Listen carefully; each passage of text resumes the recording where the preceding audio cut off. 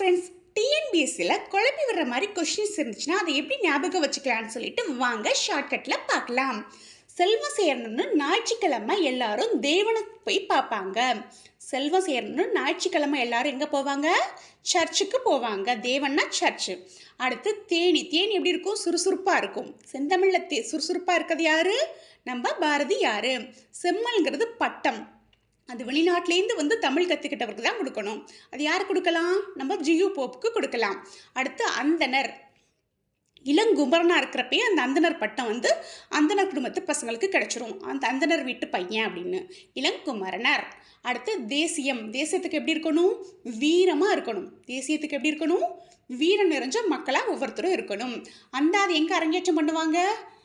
அரங்கத்தில் அரங்கேற்றம் பண்ணுவாங்க. அந்தாதியை அரங்கத்தில் அரங்கேற்றம் பண்ணுவாங்க. சொல்லின் செல்வர் ராபி சேதுபிள்ளை. சொல்லின் செல்வர் ராபி சேதுபிள்ளை.